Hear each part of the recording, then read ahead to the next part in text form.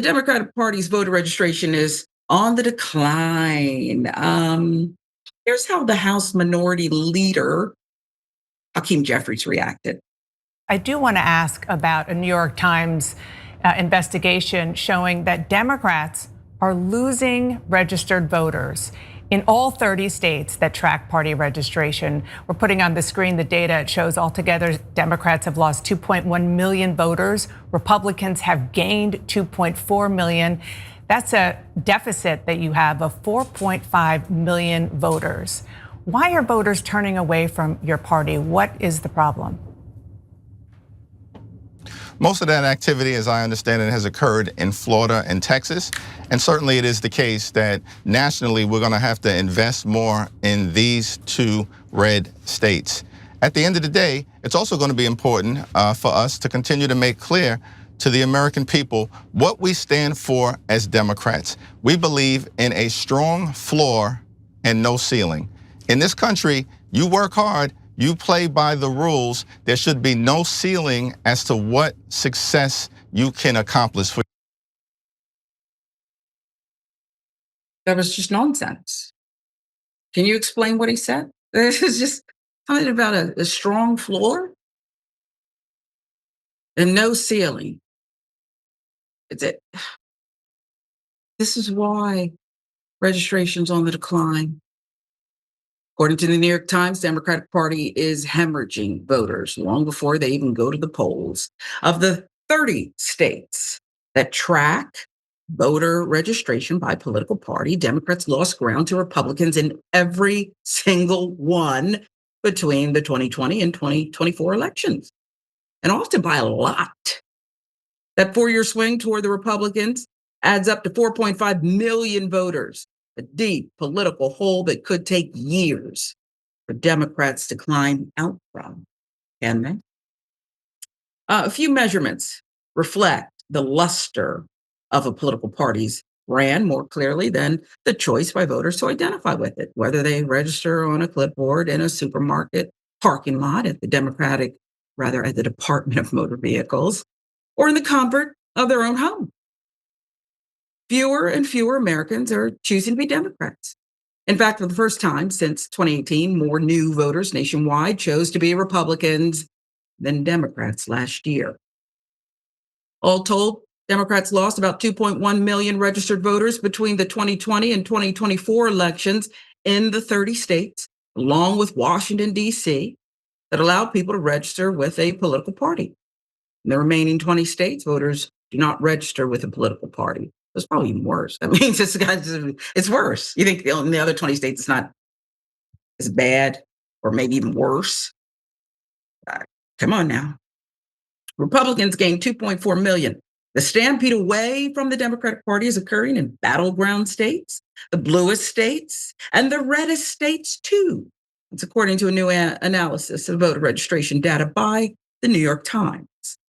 The analysis used voter registration data compiled by L2, which is a nonpartisan data firm. There are still more Democrats registered nationwide than Republicans, partly because of big blue states like California. They allow people to register by party. Red states like Texas do not. But the trajectory, that's troublesome for Democrats. There are growing tensions over what to do about it. Democrats went from nearly an 11 percentage point edge over Republicans on Election Day 2020 in those places with partisan registration to just over a 6% point edge in 2024.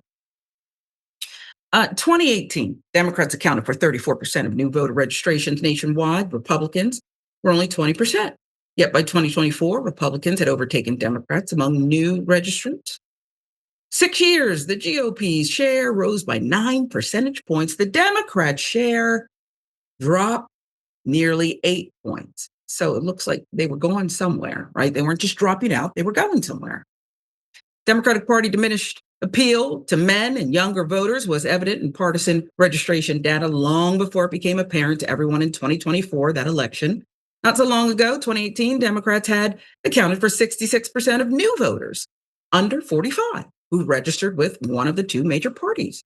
Yet by 2024, Democratic share had plunged to 48%. Times analysis of L2's data found. In other words, Republicans went from roughly 1/3 of newly registered voters under 45 to a majority in the last 6 years. Story's even bleaker for Democrats in some key states. Nevada. They release particularly detailed data. Republicans added nearly twice as many voters under 35 to the rolls as Democrats did last year. That according to state records. The shifts among male voters tell a similar story. 49% nearly of men newly registering with a major party chose the Democrats in 2020. In 2024, that figure was down to roughly 39%. Same time, the Democratic edge among women registering to vote, that has shrunk. Combination inverted a gender gap that in recent years had heavily benefited Democrats. Well, I can't wait to hear what the senator has to say about this. A little bit more for you. Democratic Party's low approval rating. New survey conducted by Democratic pollster Jon Ossoff and Republican pollster Tony Fabrizio found Democrats' popularity at its lowest point in 3 decades of Wall Street Journal polling. 63% of voters holding an unfavorable view of the party. Only 33% of voters hold a favorable view of Democrats, with a meager 8% holding a very favorable opinion, for a net negative favorability of 30 percentage points. So hemorrhaging. If you were losing this amount of blood, I think they would say, don't even bother to shock her. She's gone. Give her last rites or whatever you believe in. It's a wrap. Dead. Okay? Senator, given all that we saw, let's take it from 2018 to 2024. Look at everything we've been through. And people aren't just saying, I'm sick of both of you. You're both just on my last nerves. Young people, men, they're saying we're with the Republicans. The economy, the bread. I saw a $12 loaf of bread. It was organic. Something about the crust protects its unsliced and all this nonsense. $12. Get out of here. People can't afford to eat, medicine, and soon they don't realize that this big, beautiful bill, they won't even be able to get Obamacare. Why are they doing this? Why is this happening? And whose fault is it? Well, it's the Democrats' fault. The do-nothing Democrats lost the popular vote for the first time in 20 years. Now, you can't blame that on President Donald J. Trump's second tour of duty, so to speak. You lost the popular vote for the first time in 20 years. You lost the Electoral College. It was a definitive loss. Democrats are delusional. And to answer your question as to why people are toggling back and forth, because we live in a duopoly. And we allow the Republicans and the Democrats, which both parties are private corporations, to be able to control our elections. And we squeeze over 300 million people in this country into 2 parties. And so the reason why they go back and forth, especially during midterms, because they saying to us, neither one of these parties are answering us. So since we only got 2 choices, technically, we go back and forth between both of them, hoping that one of them will do something for us. The Democratic Party losing men, I believe that they have emasculated men in their rhetoric, especially Black men who basically don't see their place in the Democrat, and they lost Hispanic men too. And what I mean about emasculation is that, yes, women deserve a lot of credit. Do not get me wrong, but I've been in rooms and circles and in speeches where all the Democratic Party did was placate to women superficially. Didn't do anything to help that woman and her family, and then they leave the men out. So Or blame them. Or blame them, absolutely. So the Democrats got to answer for that. And then you got Hakeem Jeffries. What did he say? He said strong floor and no ceiling. What does that mean? It means absolutely nothing, because if he wanted to have a strong floor, then he would have been advocating for the Democrats to increase the federal minimum wage that is still at $7.25 when President Joseph R. Biden had control of both chambers of the United States Congress. But he did no such thing. I didn't see the Black Caucus up on tables and saying we hold our vote until the federal minimum wage is increased. They would have passed the John Lewis Voting Rights Act.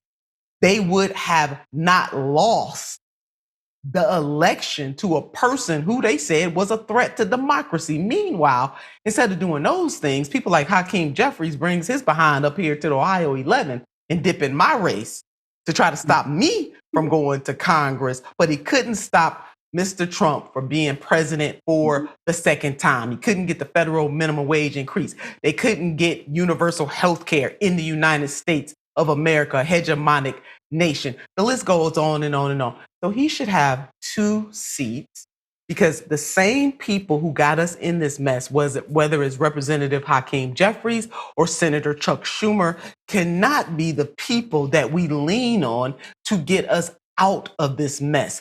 Yes, they're putting all their ire towards President Donald J. Trump, of whom I don't agree with 99.9% of what this president is doing and his level of cruelty to cut SNAP and Medicaid. But I'm holding out that this president might do one thing, just one thing that I can agree on. But I tell you what President Donald J. Trump has done, he has showed us how to use power.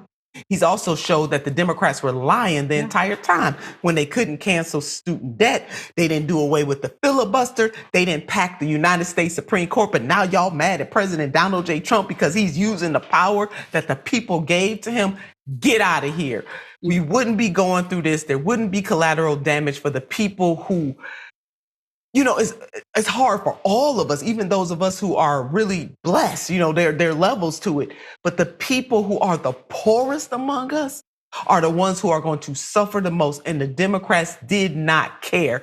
They played with fire and now everybody's getting burned. So this is on they watch, Sharon. And I want the American people to understand this. The Democrats have nobody else to blame but themselves, that President Trump is back in that office and using power the way he sees fit. Now, we might not agree with the way he's using power, but he's using power and he's showing the Democratic Party to be feckless, because that is exactly what they are. They are feckless. Yeah. And let's be clear about something. They don't care. They're not listening. And you only have so much energy. You only have so much money, 24 hours in a day. And when you talk about what happened when you, a real authentic grassroots leader, should have been headed to Congress and your own party, a wing of the party, however you want to put it. It's something that Cori Bush, Jamal Bowman also know about. You're actively working against people that the American people are excited about. You are trying to turn down the volume on that excitement. Neither one of these parties, and I'm going to give you the last word, Senator, have any desire to open up the process. Even if the Democrats lose from now to the next 100 years, they would still not wish to open it up. There must only be 2 parties. The money is too great. The power is too great. We're more aligned than you ever want to believe. You're aligned. You're all voting for the interest of these donors, special interests, corporations, Israel, Netanyahu. I'll give you the last word. That's the truth, Sharon. Why they got us fighting each other, their kids go to the same schools. They belong to the same country clubs. I mean, heck, you got former Secretary Clinton, Hillary Clinton, saying just recently that if President Donald J. Trump is able to bring the peace between Russia and the Ukraine, that he should win the Nobel Peace Prize. Wait a minute. When you were running, you said the man was colluding with Russia. When you were being interviewed, you said that he was a quintessential threat to democracy. And now you're turning around talking about the man should win the Nobel Peace Prize. America, they playing in our face. I need you to understand this. Now, I'm disappointed with both parties, but I'm especially disappointed in the Democratic Party. And when Hakeem Jeffries talking about no strong floor, let me tell you what Warren Gunn knows, who I call the chief of receipts. The bottom 50% in America, 92.2 million households, are worth $124 billion combined. I need to read that again. The bottom 50% in America, that's 92.2 million households, are worth $124 billion combined. Their average net wealth is $1,300. Their life expectancy is 7 years shorter on average than the top 1%.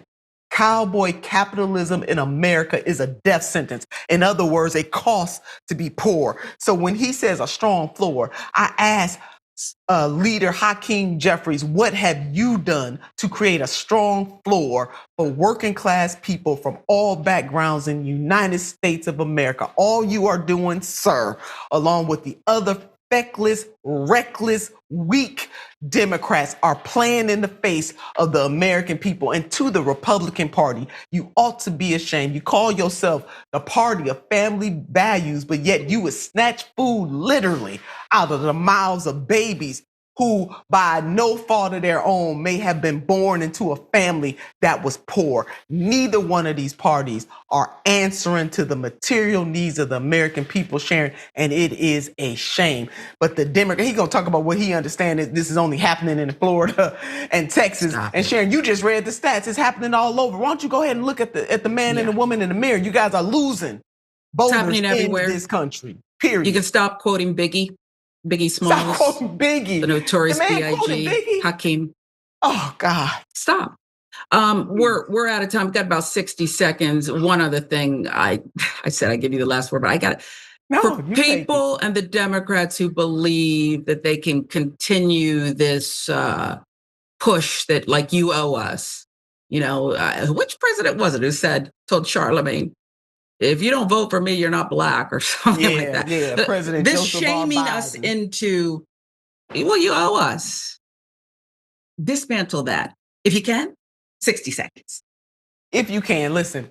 Not everything that is faced can be changed, but nothing can be changed until it is faced. That comes from the great James Baldwin. I want the American people to recognize what is happening in this country and take to the streets. You know, my sweetie once said that the midterms are going to determine whether or not the American people are truly tired of what is happening in this moment. But for all this partisan gerrymandering, we will absolutely see if we are sick and tired, in the words of Fannie Lou Hamer, of being sick and tired. We deserve better. We ought to get better. And we need to hold these politicians accountable no matter what party they rocking with. Sharon, this is really a shame. Bravo. I'm tired of these people telling me what to think. And even if I like someone or like some of what they did, including former presidents, Barack, I'm sorry. You don't tell me who I'm going to support or what I like, or I've given my approval. You're anointed. And I don't know if that's what it's really doing. Maybe I'm just need a Snickers. And perhaps I'm just hungry, but I'm tired of all of it. You gotta get one of these perfect protein bars. That protein. What should I be eating, Senator? Because this has got to stop. They're stressing me out. Yeah, you need a protein bar. No Snickers. Don't let them make me unhealthy because they've got everyone all anxious.